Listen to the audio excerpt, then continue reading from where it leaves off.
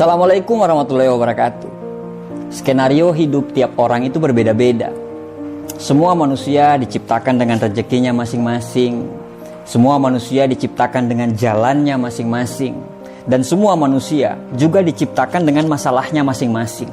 Ada orang yang kerja dengan penghasilan besar, tapi jauh dari anak istri. Ada orang yang kerja dekat dengan keluarga, tapi penghasilannya pun pas-pasan.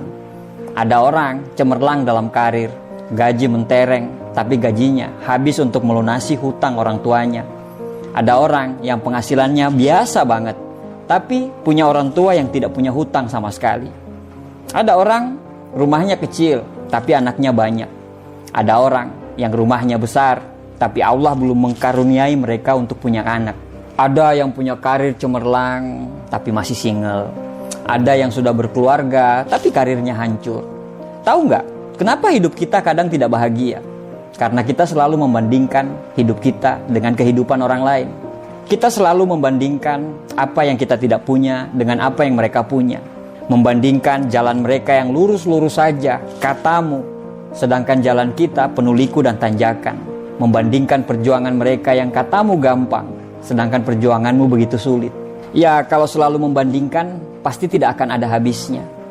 Manusia pasti punya masalah masing-masing.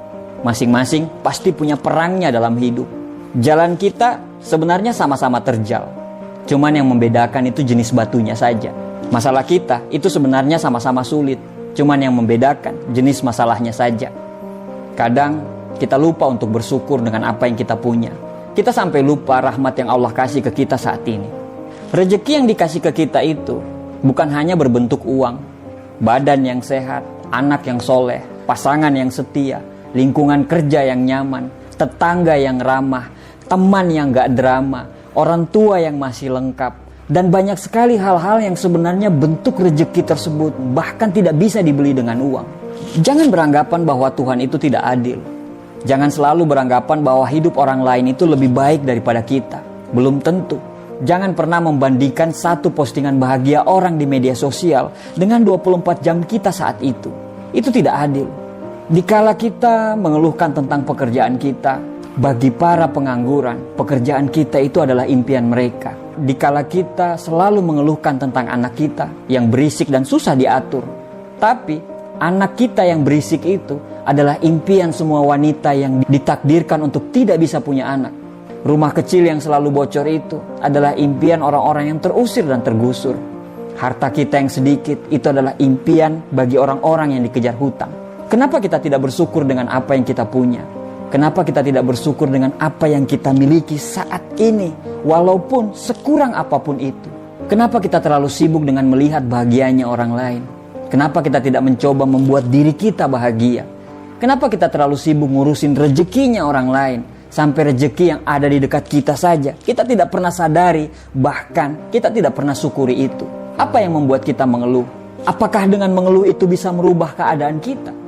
Taruhlah kita lagi susah sekarang. Kita lagi berada di fase yang begitu sangat perih dalam hidup ini. Tapi bukankah Tuhan selalu memberikan kita masalah, selalu dengan jalan keluarnya? Jangan tangisi keluhan dan masalah itu.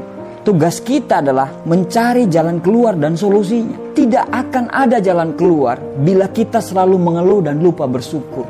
Karena syarat untuk menemukan jalan keluar tersebut adalah dengan berpikir jernih. Berpikir jernih hanya bisa dilakukan orang-orang yang pandai bersyukur dan ikhlas.